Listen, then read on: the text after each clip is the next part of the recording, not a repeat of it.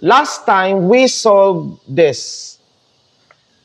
Theta, nagtuyok dire. And this is a disk of radius r, diba? And I just let this to be A is equal to G sine theta. This was actually inaccurate. Why is this inaccurate? Tungod kay, this is not the acceleration. Okay? This is the acceleration if this is a block of mass on a frictionless inclined plane. Okay? But if we have a rolling ball here, a rolling object, the inclined plane must not be frictionless. Okay?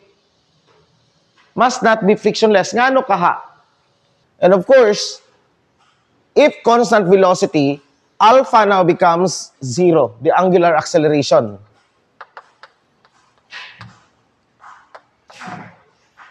But we derive we related it to what?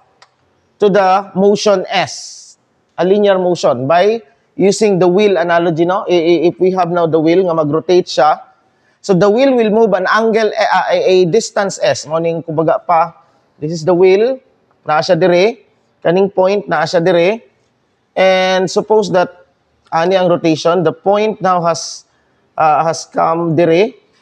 So, kaning angular, morning yung angular, right? This is the angular displacement. Multiply that by the radius, you get now S, which is equal to R theta. Okay, I showed that to you geometrically.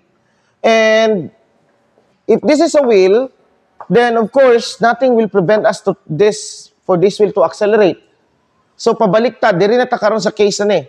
What if the wheel is accelerating? Okay, actually, i-derive na nato ni last time, pero wala kayo na-emphasize ang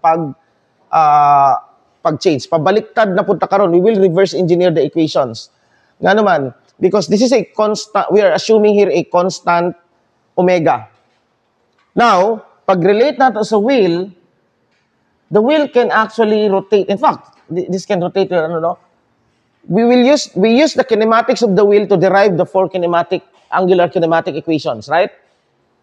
So, using S equals R theta, o sa patong relation, B is equal to R omega, and A is equal to R alpha, where R is the radius of the wheel. Now, we know that this one can have linear, uniformly accelerated motion. So, for uniformly accelerated motion, originally our equation theta equals omega t. But now, for the uniformly accelerated motion for S, I showed to you that the equation becomes different, right? So, theta minus theta not, we set theta not to be 0. Moment patong kuan. This is omega. You have now the omega naught.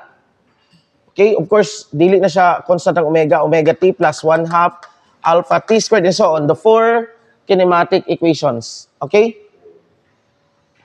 So, in fact, from this, we can say that omega is just equal to the integral of alpha dt, and theta equals the integral of omega dt. It's no longer omega t. Okay? So, dirita magsugod karon pabaliktad, no? Given this, we now have our angular acceleration, right? We now have an alpha. And originally, it was 0 for constant this. So, ibig sabihin, also, what have we derived? We derived that the acceleration using this, mga ito isang substitute, they're now taking the double derivative. You have x double dot, which is ax, right? This is minus omega squared x, and y double dot equals ay equals minus omega squared y. For that, we have our force vector, which is just ma vector. So this was minus omega squared x I minus omega squared y j. Okay? So I'm just reviewing everything that we have sa last nga derivation. Okay? So the magnitude of this force is taking the magnitude. We have shown that this is just equal to mv squared over capital R, which is our radius. Okay? Now, ani ang kuan? When we let this to be constant, okay, we force, actually, ang root nato manggod kay, murag na ay some sort of contradiction during apart. Kaya nga naman, okay, pakisarado na as sunod, come early. Okay. Tanang di ka sulod, dili ka quiz sa sunod, quiz 2. Okay?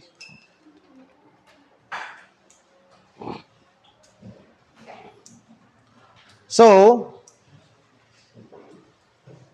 asa naman ta?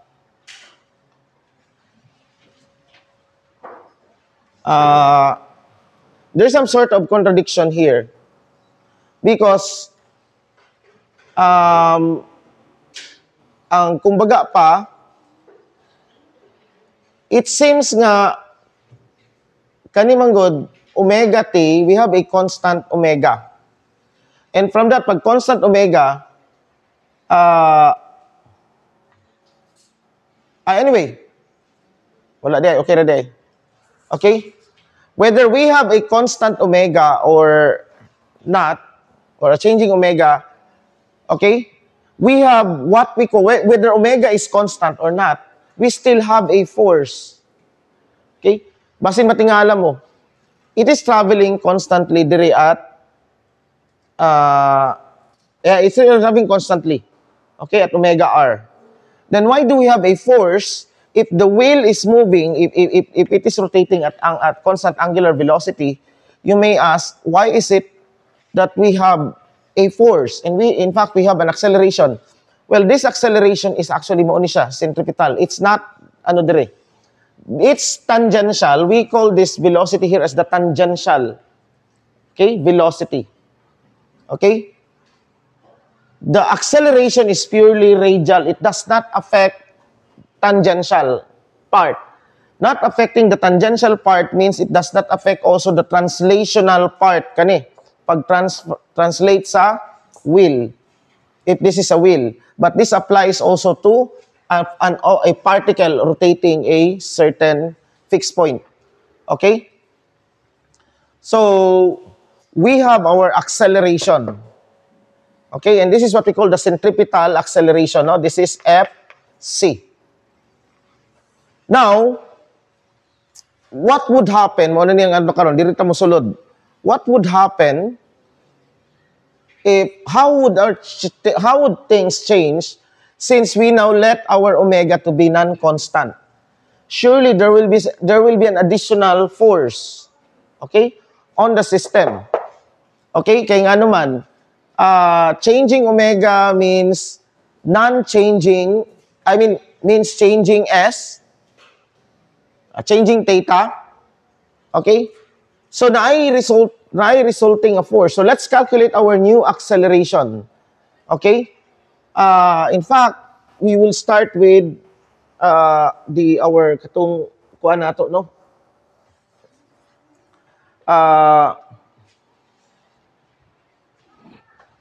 Our acceleration now would be equal to, okay, balik ta dire. Okay, kani. Dili na ni atong gamiton. We will use, okay, by the way, when we set alpha to be not equal to 0, this sine omega t and sine omega t is no longer valid. Okay, nganong di naman siya valid? You have r cosine omega t dire, di ba? And r sine omega t. These are no longer valid. But this is still valid. Kung sa kalahian nga, sir, pareho raman na sila. Well, kumbaga pa, kung makita ninyo manggod, this is force that, this is something like, when we replace this by theta, okay, theta now would mean the angle. Now, big sabihin, we are also accepting the possibility that the angle changes non-uniformly. Okay? Kani manggod, the angle changes uniformly, omega t.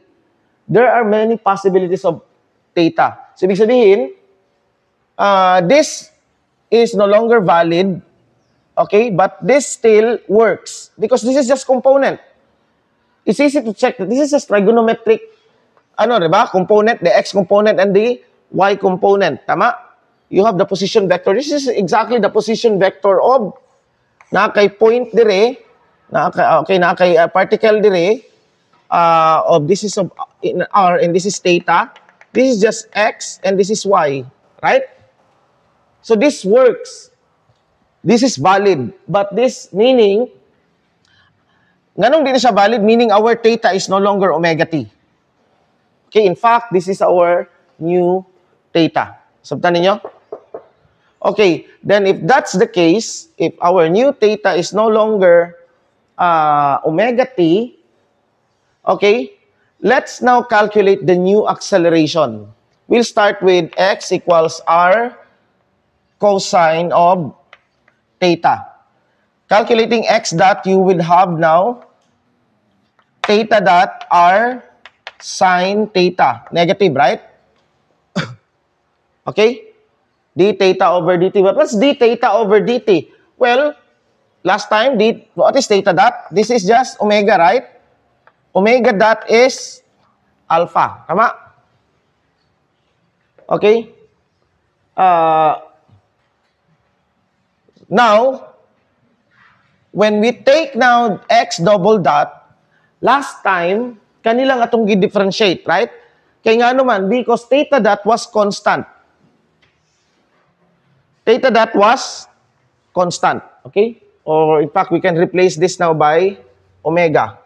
Omega was constant, so kanila atong differentiate. Now, since omega is no longer constant here, that means that our new acceleration would be first the second, so minus omega times na po kay theta dot dire, right? So duha na omega squared, tama? R cosine of theta. And then second the first. So that's mean this is now omega double dot. This is omega dot. Okay? D first, d omega. R sine theta, or this translate to minus omega, this is just x, right? Minus omega, alpha y. So, muning nadungag. Notice nga, wala ni dati, right? Our original, when we had a constant omega, maura ni siya, di ba? Maura ni siya. Karon, nahimo na siyang ingon ani. Nay nadungag kani. Okay? And you can show this that when you calculate y double dot, isa lang nato. Y is equal to r sine of theta. So y dot would be equal to omega r cosine theta. And y double dot now would be equal to minus omega squared r sine theta minus omega dot. Okay? Omega dot r cosine of theta, or this is just equal to minus omega squared y plus alpha. So this becomes plus di. Plus alpha x. Notice, nadungag yapon sa iya, right? Sa y. Morning nadungag, alpha x. Dati, kanilang, our original, when we have a constant omega x lang ni. Okay? So we have now a new force. The new force now, let's call it A prime. What is our new acceleration? A prime, vector. This would be minus omega squared x minus alpha y I plus minus omega squared y plus alpha x j. That's our new acceleration. And it will follow that our f prime, ako na lang ibutang dire, our f prime, f prime would be equal to m times dot, right? Okay? By the way, naaday ni m dapat dire. Nakuha. Wala na butang ag m. This is minus m omega minus m omega squared y. Okay? Now, natay original force. Wala ta kabalo. Okay. Kaning force nga bag oron, it can be directed anywhere. Dati, asa atong force when we had a constant omega. Our force was purely directed dire. This was our FC, right? The centripetal force. Now, not necessarily nga mao pag gihapon na siya, gihapon siya directed. In fact, it could be directed anywhere. Okay? So let's just assume that F prime now would be directed here. That would be F prime. Okay? Pwede gihapon nga, diri gihapon ng F prime. We don't know that. Okay? F prime could be directed anywhere. Okay? So, okay, mao niya itong buhaton. In order to know F prime, we will subtract FC from F prime. Nga naman, makuha na to ang nadungag nga force. Nasabtan? Dati na lang tayo FC. Kanira. Okay, this was FC, centripetal force. Karon atong force kay kanina, nay nadungag. How do we get now the additional force? Well, we just subtract. We can call that delta F, which is just equal to F prime minus FC. And if you do that, this minus this, ang mabilin, this is now minus alpha y I plus alpha x j hat. So, naatay addition, delta F. Wala ta kabalo asa ng delta F. Well, we can just say that delta F would be kanino? Pwede nga kani ang delta F. Atong kung usbo nang kuan ha. I'll redo it. Mao ang original, no? Dati ang FC padulong dito na diri ang center. Okay, center is here.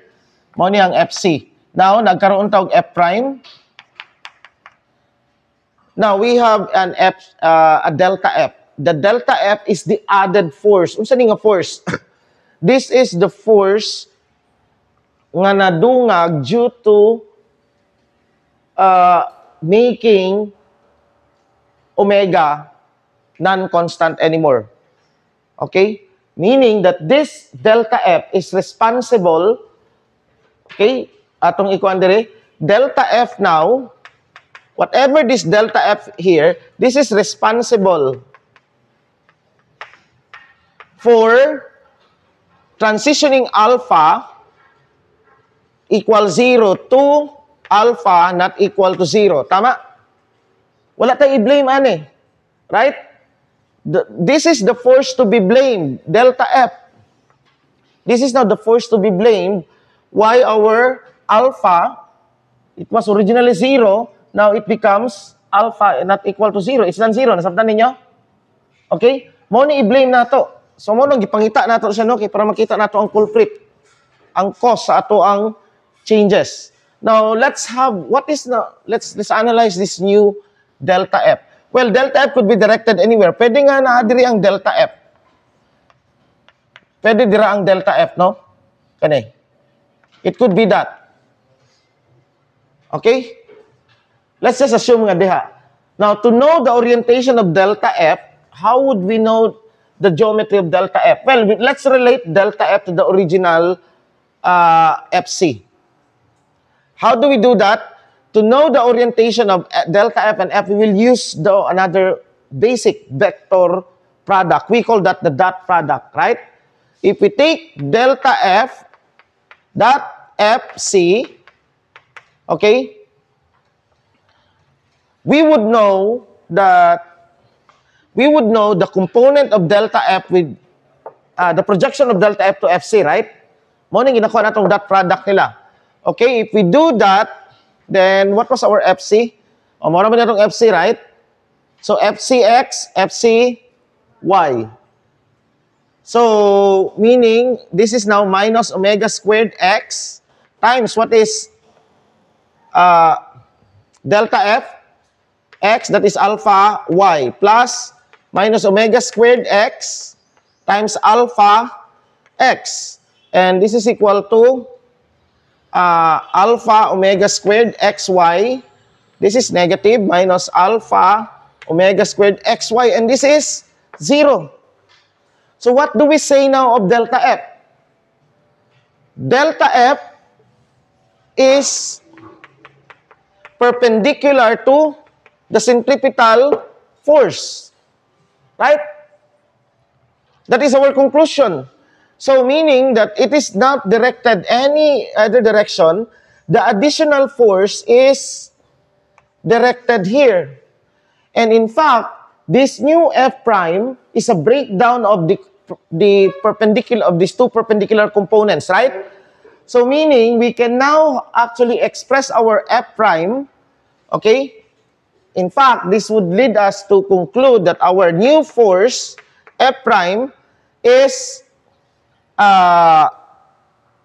delta f, or let's unahan na itong fc. fc, the tangential component. Okay? Tama?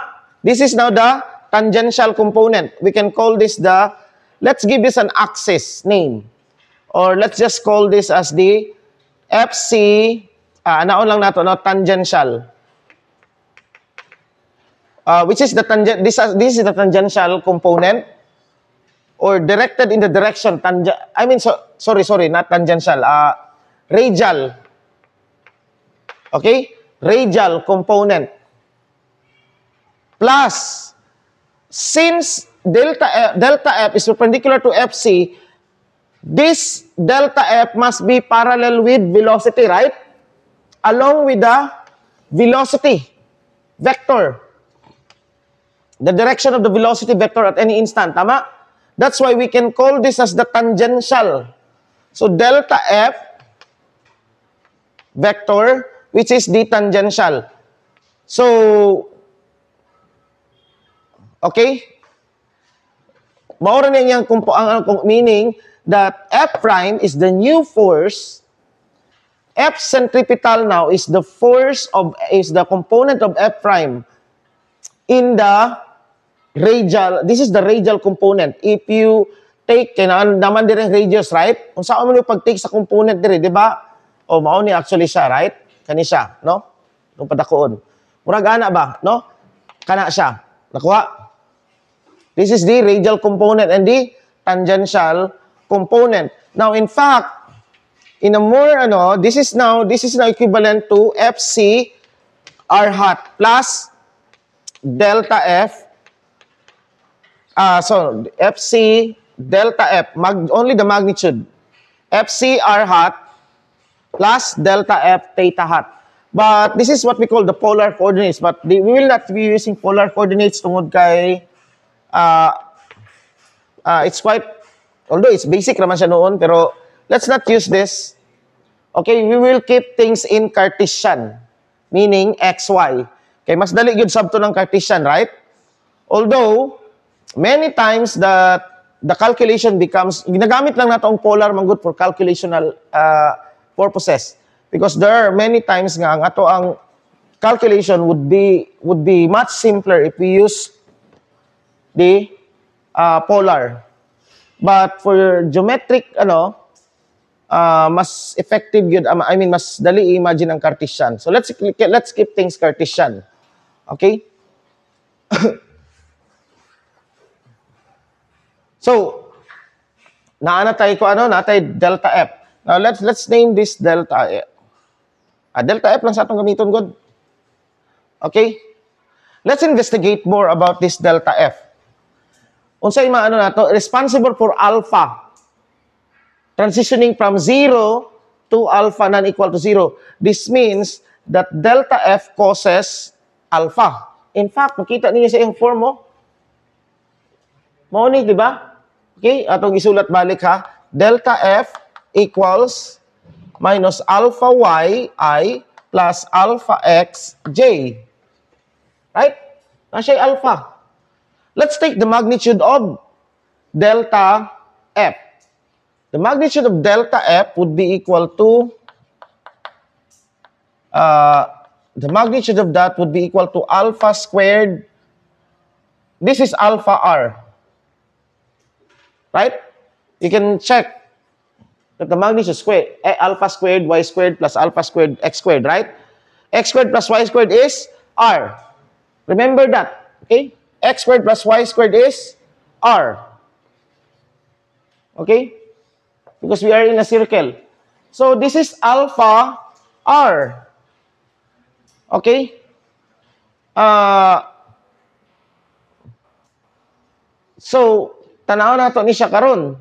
We have, let's analyze this. And in fact, our f now, in terms of r and theta, we can write our f prime to be equal to mv squared over r hat, plus, in terms of, polar, plus alpha r theta hat. Nakuha ninyo?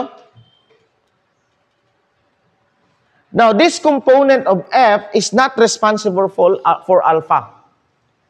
Okay? I mean, it has nothing to do with alpha. Kani. This is the component that actually causes alpha. What is alpha? Angular acceleration. So, okay, so ato ni siyang kung ano no, and this mo ni kuan karon. Kung tanawon ninyo,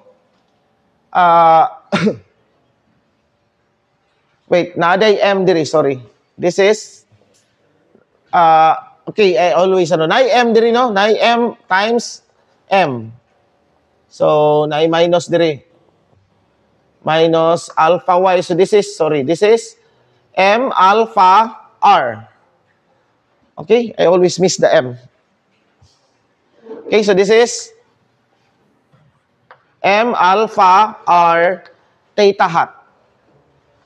Now, let's just give it a name f, unsa ba? ft. Oh, ft. Kung tanaw ninyo, alpha is equal to ft over m times r. Right?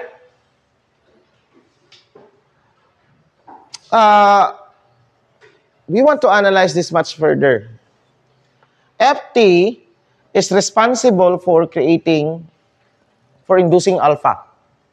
Okay? To become from 0 to non-zero. And we know that R now, nganong na ay R dire?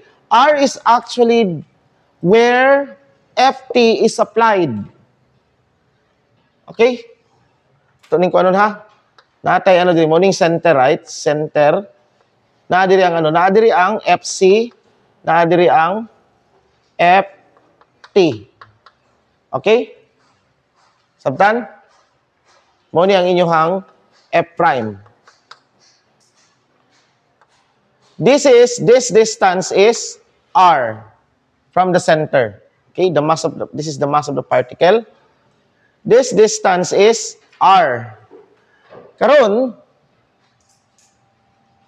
in order, we want to, mass is constant, tama? It's a constant. And we can say that this is R, in our specific example setting, this is a constant, tama? So this whole thing can be taken as a constant. Okay? Let's use that constant sum A. Now, but there's a problem with this equation here. Kung ato ning i-replace ng constant A, and we have now Ft, the problem is for any arbitrary Ft, we don't have this formula, for any arbitrary Ft, nawala ang sense nga gi-apply siya sa R. Tama? Nawala ang sense nga gi-apply siya sa R. Like, in this equation, there's no longer R. Unless you substitute this one. But the problem karon kay, in many cases, our Ft could be arbitrary. Mo ni yung form, but you can actually put any value with Ft, right? Pwede na nimo i-kuan. So, from that, if Ft is some other constant, mawala ang R, right? Dili dapat mawala ang R. So, what we're going to do is, instead of doing that, we have mr we will multiply up and down by R over R. Okay? In order to keep R in the equation. Because we know that alpha is dependent on Ft, but also it depends on where Ft is being applied.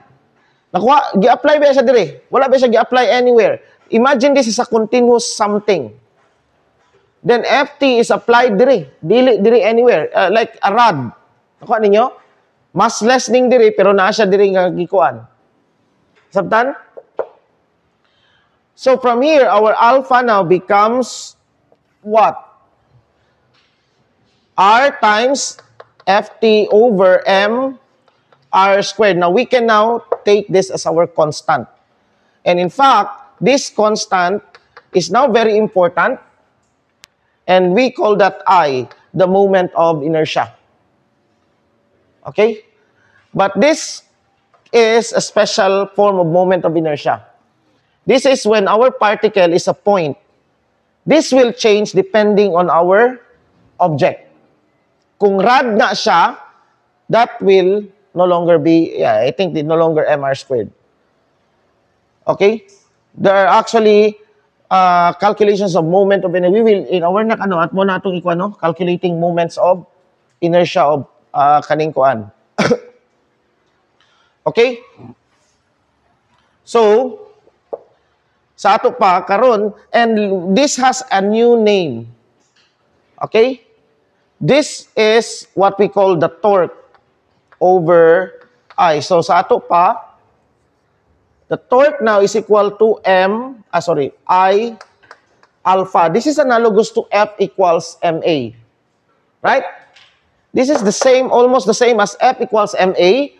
I taking the role of the mass. In fact, the mass is a measure of inertia. The greater the mass, the more that it is difficult to change the state of motion of an object. Okay? Nasabtan ninyo? And alpha takes the position of the acceleration, di ba? In this analogy. It takes the, it's actually the angular acceleration. And torque now is something related to the force. This is torque in magnitude, but the torque is actually a vector. And masabta na nato unsa na siya ang vector ana. It must be the case that if we have a torque, this torque, since this is a vector, this can also be directed anywhere. But as we can see that the effect of the torque is only in the perpendicular component. Kay mao maning F, right? In fact, it will make sense is what is our F prime. Right? If you calculate R F prime, meaning, if you take R F prime, sorry,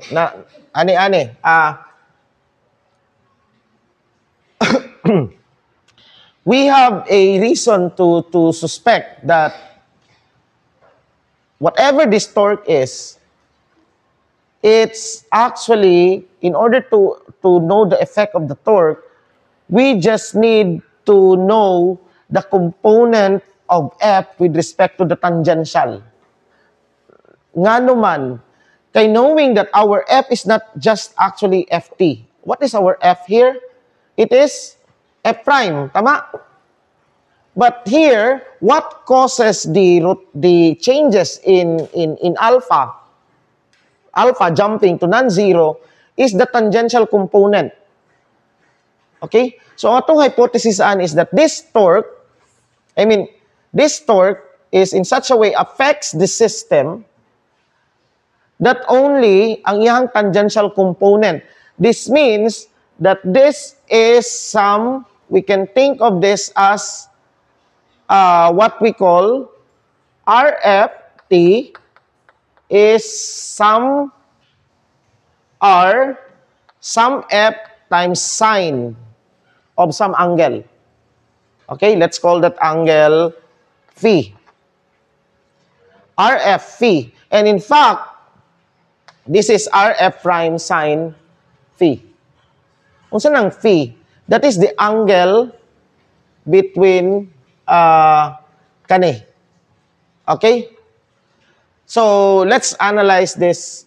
Ato ni siyang ikuan karon.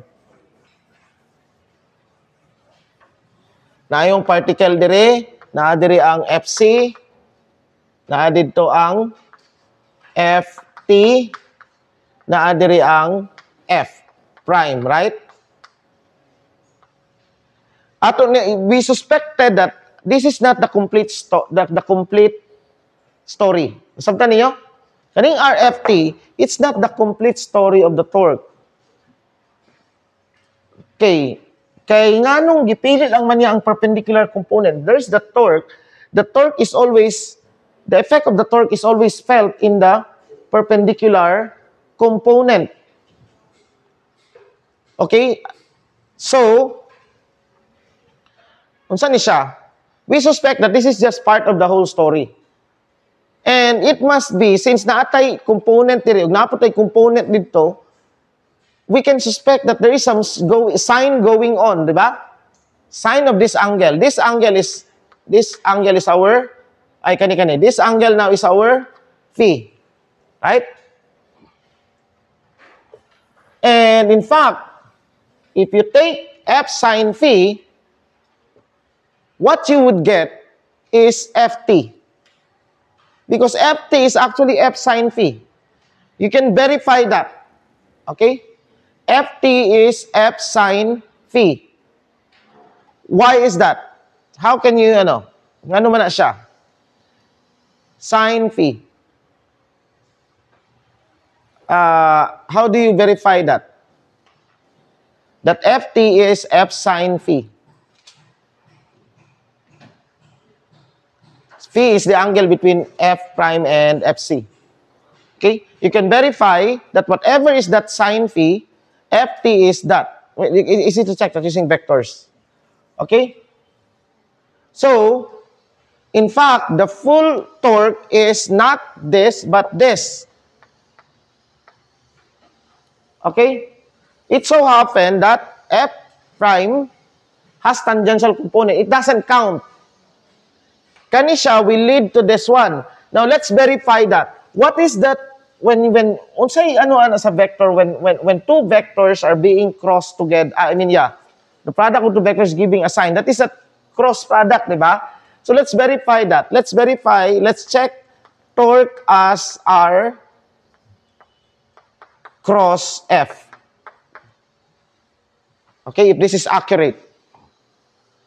Because as of now, mao niya itong form sa torque. Okay? Nakasabtan ninyo? Let's verify this, if this is indeed accurate. Okay? Let's first take R cross F prime. Okay? R cross F prime now is, what is our, say F prime na to? Atong minus M omega, okay ito. Atong ikuan lang be. Iana na tong M dire so that dili siya mo-include kay na may, wala dili dapat. Okay, this is M times minus omega squared x, right? Minus alpha y. And then ang y niya kay M minus omega squared x plus, y, alpha x. Dayan 0 dire, right? Our R is just x, y, and 0. And this is I hat, j hat, and k hat. So, clearly, this is 0 ang I hat, no? I hat times 0 minus j hat times 0 gyapon, right? 0, and this is plus k hat times. Okay, tanaw na itong k hat. Kani, minus ka na. Idiretso na ito ni siya.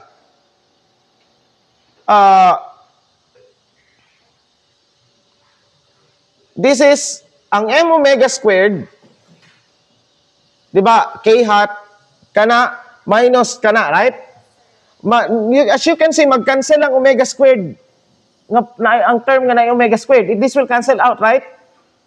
What will be left is kani. you will have now K times M alpha. Okay, diretso na nako kay mag-cancel ni siya. So, ang kaning dire na kay M alpha XY, right? Tama? M alpha XY minus wait.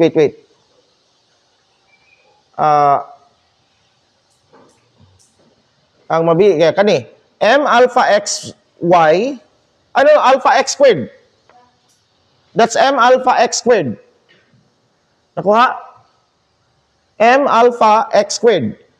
Pag abot diri minus M alpha minus negative M alpha Y squared. So you have now plus alpha Y squared. And as we can see, this is just equal to alpha X squared plus Y squared K hat. And this is actually equal to alpha M times M. I always forget that. M alpha R squared K hat. And as you can see, tanaw na to ang R. Actually, klaro na dire no nga part, pero ato lang klaro pa yun. RFT. You get I. This is just again K times M, or this is M alpha R squared K hat. Notice nga, pag i-cross na to ang R sa FT is the same as crossing with this 1. Right? And in fact, pwede actually, hindi natin siya buhaton. Notice that, unsa man ni siya, this is FT, right? This is the magnitude of FT. R cross F prime is FT K hat. We can just, pwede na nga wala, no? Redundant na ni actually. This is redundant. This is a redundancy. From here, we see that R cross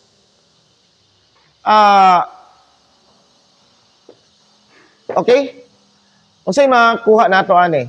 Okay, ato diri na pud nako na no. Balik ta diri. R cross F prime is equal to M alpha R squared K hat. Meaning that this is equal to the torque vector. The torque vector is directed in the z-axis.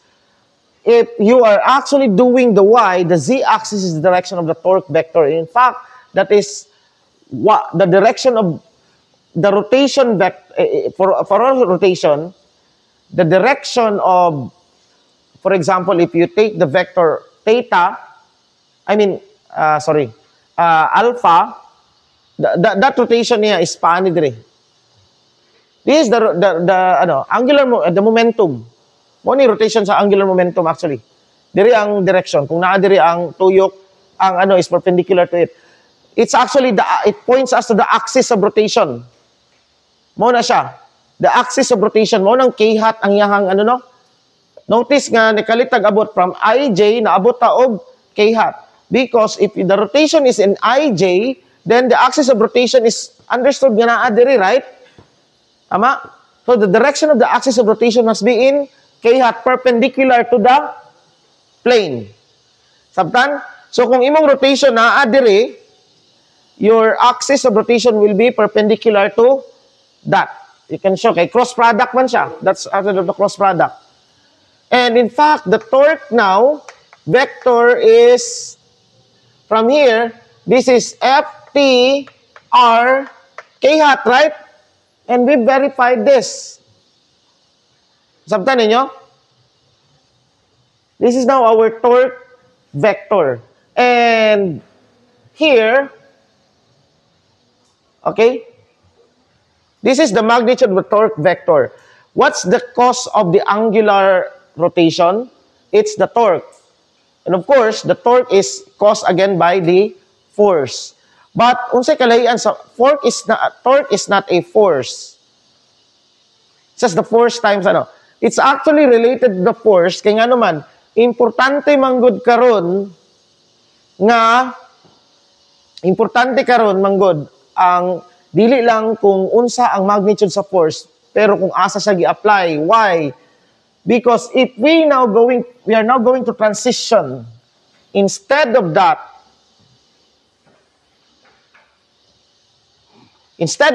point mass here, think of this as a continuous rod. Ganiha, gi-apply nato ang F dire. Okay? And asa ang we can think of this as the dire. Well, pwede siya mo rotate. Mo ni ang R, no? Nato. Or it can be pwede nga dire ato ang axis dire. Sabtan aya siya tumoy dito. Pwede na siya mahitabo. Imagine this. We're transitioning to this and this will be our R. It will depend on no. Ako na lang para dili siya ma-confuse, no? Think of this as a rod. Mo ni ang center. Diri nato siya gi-apply. Take this as R. Diri nato gi-apply ang F prime, our actual force. Magdepende ang yang effect, lahi ang yang effect pag diri nimo siya gi-apply. Nakuha? And unsa ni siya diri? Where R equal to 0 is called the pivot point. Diya siya mo na center of rotation niya. Nasabtan ninyo?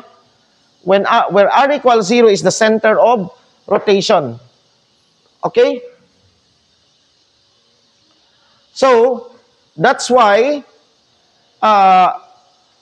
anyway,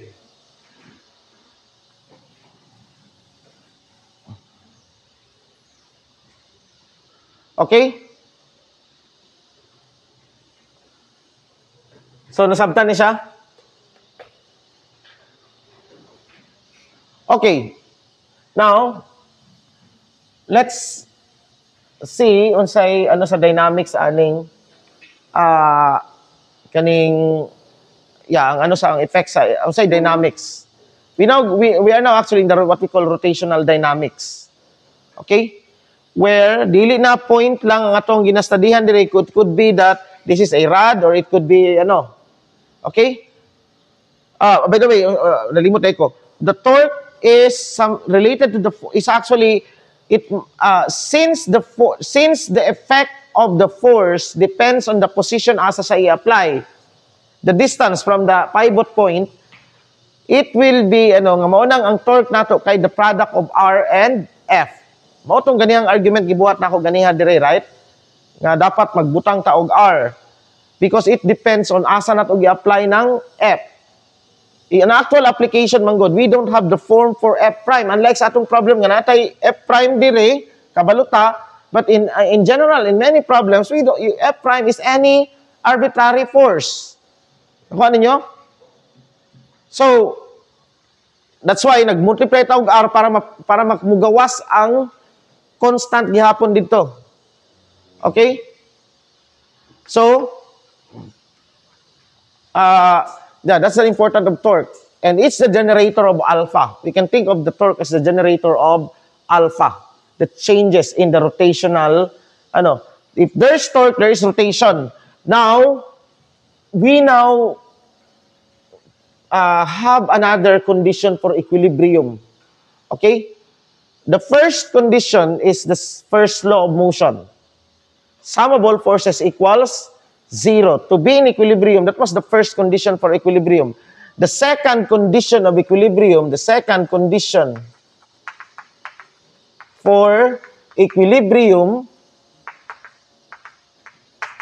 because in general, we can have many type, like acting F1 dire, F2 diha, F3 dire, and so on, no? It could be acting anywhere. Let's say, naadiri ang pwede butang na tong pivot point diha. Okay? And there's a force acting dire. Okay? It's not enough. It's no longer enough for the first law to be the condition for equilibrium. I will show you why. But the second condition of equilibrium is that the sum of all torque must be equal to 0. This implies that alpha equals 0. There can be rotation, but only constant omega. And kung sa wheel, makita nimo the constant omega is that a car is traveling constantly, tama? Right? Right? So, a wheel that rotates or something that rotates at constant speed that encircles a point at a constant speed is a what we call a dynamic equilibrium. We have two types of equilibrium: static equilibrium and dynamic equilibrium. Static equilibrium is that when objects are at rest. Dynamic equilibrium is that when objects are moving at constant velocity. Okay? So, a non-rotating wheel or a wheel that rotates at constant omega is what we call, is a system in what we call dynamic equilibrium. Okay? So, this is not the second condition of equilibrium. And why is the first law, sum of all forces equals 0, not enough for equilibrium? Well, that's because, imagine this. Morning pivot point niya. Ano na lang yan? Atong itindog, no? Nadi ang pivot point. You apply a force dire. Okay, FA. Now, we know that the torque is proportional to the radius, right? You apply the same force exactly on the opposite direction. FA gihapon. What is the sum of all forces? FA minus FA equals 0, right? Tama. FA minus FA is equal to 0. But the sum of torque here is not 0. What is the sum of torque? That is F. Let's call this capital R, and let's take this as small r. So this is F pag counterclockwise rotation, positive torque. Okay? Mao niya, nalimot na ko. Counterclockwise rotation, positive torque. Clockwise rotation, negative torque. But you can actually just reverse that, no? Basta as long as one direction is positive, the other direction is negative. But in standard, the counterclockwise is the positive. So this creates a positive. Asa man na, pag nakaka-i-apply diri, asa ang rotation nga mo cause? In the counterclockwise, it's positive times r, right? And it's already perpendicular. We don't need sin theta is just 1, tama? Sin phi. Minus F, this is FA. FA times small r equals 0. So not equal to 0. This is equal to FA times R minus R. And since this is non-zero, this will cause what? This will cause times the moment of inertia of that object times alpha. This will cause alpha. Sabtan ninyo? So, as you can see here, the sum of forces equals 0. But then, the net torque is none. 0. That's why, this is not in equilibrium. Rotate ni siya. Mas dakog effect diri, right? No, pareho nga force pero mas dako ang yang ano dire sa ato pa asay net rotation dito. Because R minus R, capital R minus small r is positive. Sabtan ninyo? Okay. So, that is now the second condition for equilibrium. And let's use this to solve problem. Now, ibalik nato tong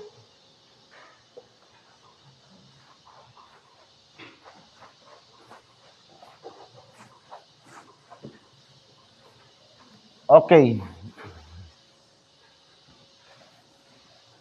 Last time, we solved this.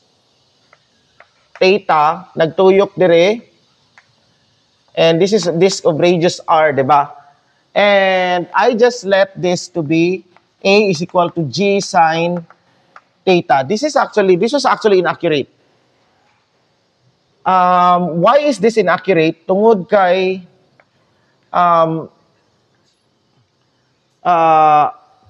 this is not the acceleration. Okay? This is the acceleration if this is a block of mass on a frictionless inclined plane. Okay? But if we have a rolling ball here, a rolling object, the inclined plane must not be frictionless. Okay? Must not be frictionless. Ngano kaha? Okay, again, first is, we want to correct this one karon unsa ba gyud?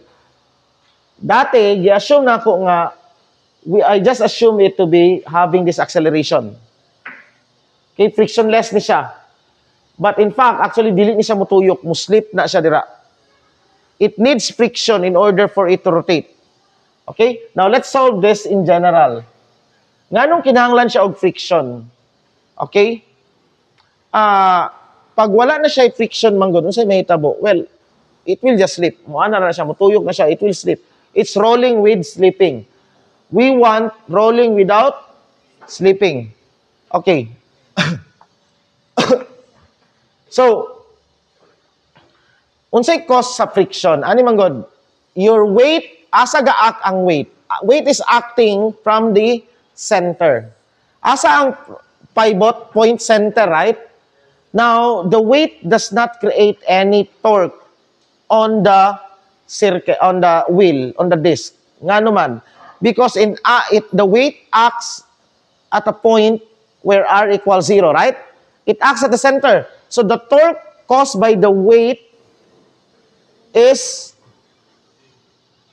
0. There has to be something that will cause this to rotate. And that will be caused by this. Of course, the normal force cannot also cause that because the normal force is acting dire. And that force must be given by that force that will cause a torque on this disc is what we call the friction. No? Kung i-zoom in na nimo, let's zoom in on that. This is the wheel. Paano siya dire, no?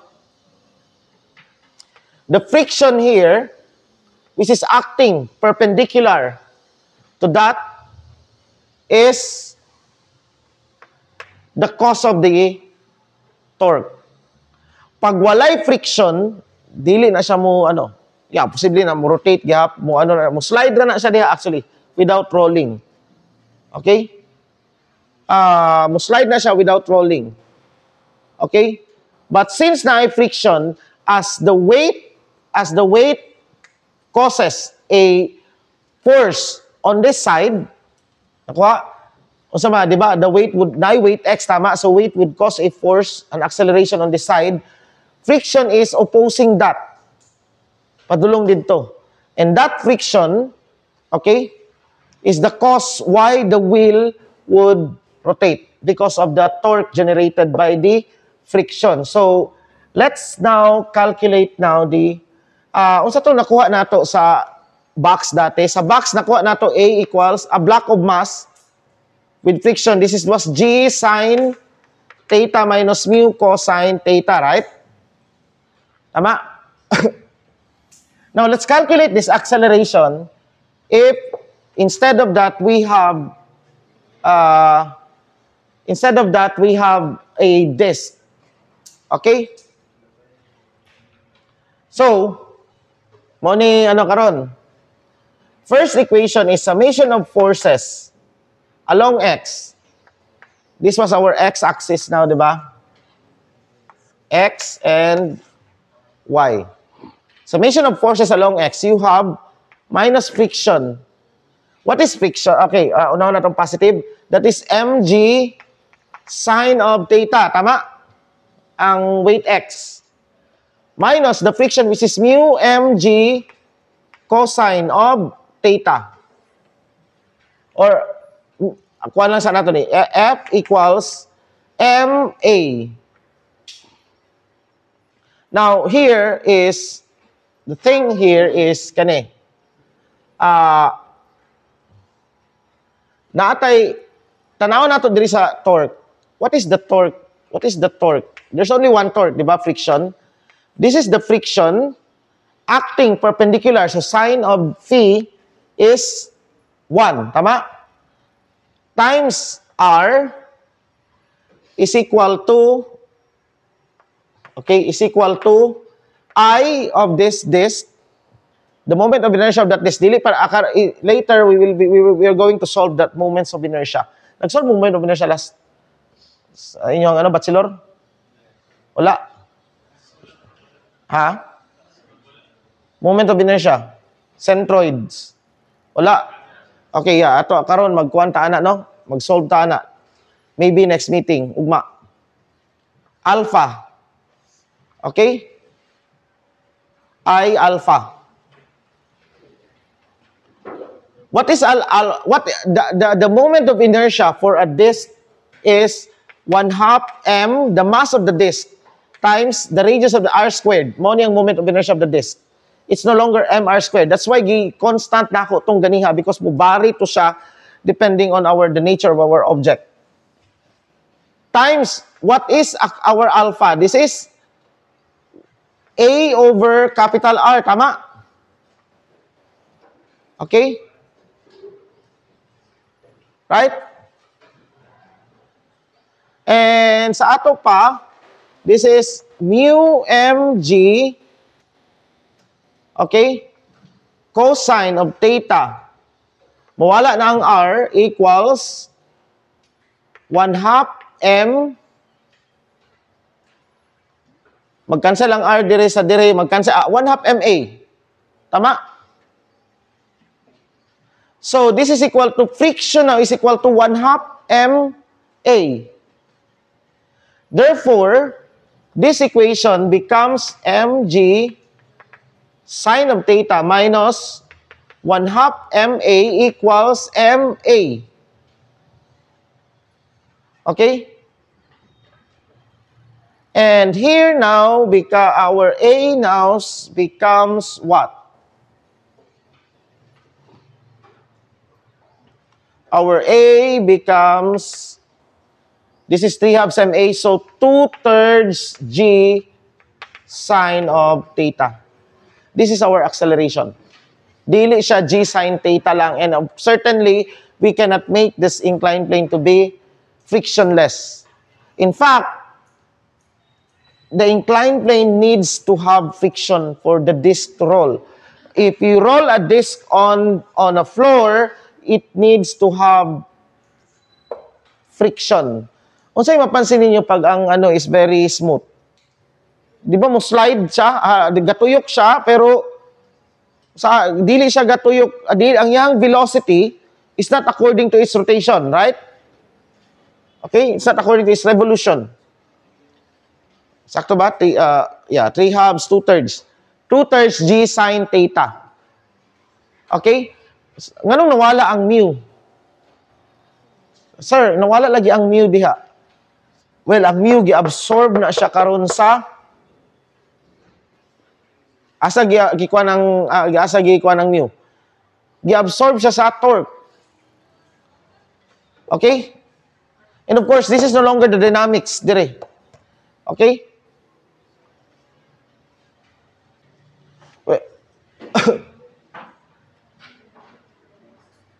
So now, how about this?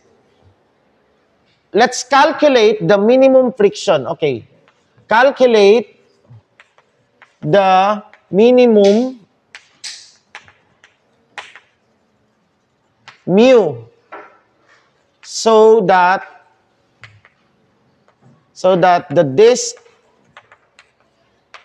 rolls without slipping. There's that minimum mu. Okay? And to do that, okay, how are we going to, dapat manggod, ato ang mu is enough for this, Okay. Ani ha?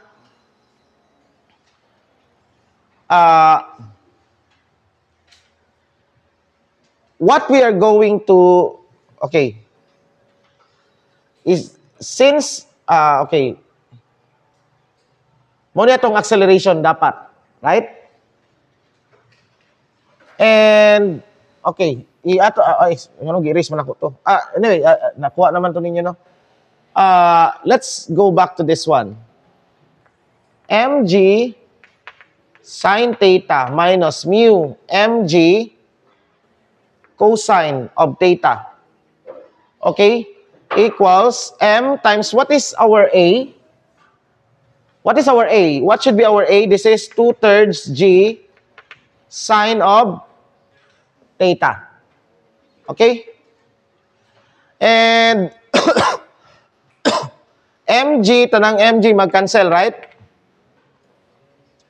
So, unsa ni siya dire? This should be greater than dire. Ibig sabihin, our friction must be greater than, dapat negative ang ato ang summation of forces. Sir, pag negative ang summation of forces, sir, it will cause an acceleration dito. Yeah, that's true. Pero manigiingon nga, a friction is responsive, di ba? Last time I explained to you. But we want to get the friction as high as possible for the disc to roll. So it's okay. In our equation, it's negative. Pero kumbaga pa, in reality, when we apply now the dynamics, we just take the maximum friction. The friction is just enough to equate weight X. Okay? So sa ato pa, in order, I don't know, sorry, this must be, wait lang. This must be negative. Yeah, is this, ato siyang iset equal ha? Equal sa nato. What do you get now is mu, okay, you have sine theta minus mu cosine of theta equals sine, wait, time's up. Wait, something's wrong here. Ay, sakto. Ay, no. Mag-cancel ang sign, no? Ay, naman 2/3 man dire. Okay? So, 2/3 sine theta. This is now, mu now equals what? Sa, bali naman dito, mahimong 2/3 minus 1. Negative 1/3, tama? So this is now 1/3 sine over cosine, 1/3 sine tangent theta. Mu should be greater than this. That means that the requirement for our object to roll there without slipping, sabtan, is that mu should be equal to, greater than 1/3 tangent of theta. Sabtan?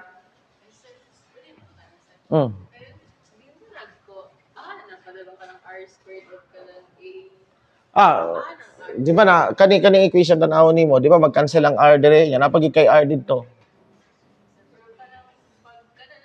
Kani? Kay equal man ito mg, mu mg, nawala na ang R, tama? Nawala na dire, cancel na, R squared, yan napagi kay R dire, so nawala ang R dia, 1/2 ma na lang. Okay? So, mu should be, what if our mu is less than this? Then, it will roll with sleeping. Okay?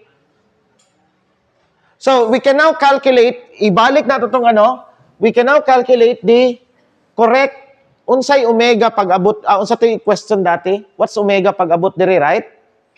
Tama? Unsay omega? So, let's solve that again. Kaya last time, I just assume it. Hindi pa man nato ito ma-solve the time. Okay? Forcing it G sine theta. Now, what is our acceleration? A is equal to 2/3 G sine of theta. Okay? So, starting when V equals 0 dire, what is now the omega dire? How fast is it rotating pag-abot dire? Okay? Assuming that this is satisfied, that we have a mu greater than 1/3 tangent of the angle of the incline.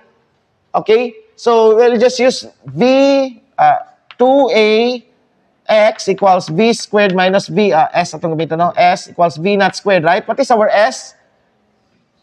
2A, which is 2 times 2/3 G sine theta. What was our S? Height man, di ba? Nag-release siya sa height H, right? Muna itong problem. And X is equal to H over sine theta, right? So, H over, sakto ba? Yeah. equals V squared because this is 0. Right? So, as you can see, V now is equal to square root of 4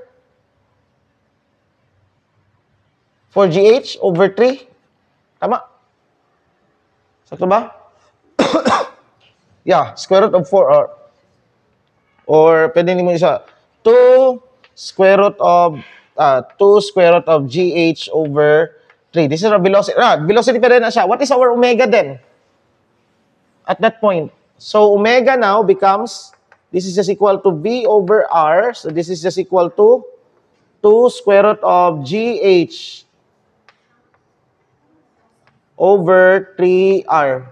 So, this is now our omega. Diri nga. Kuan. Nakuha?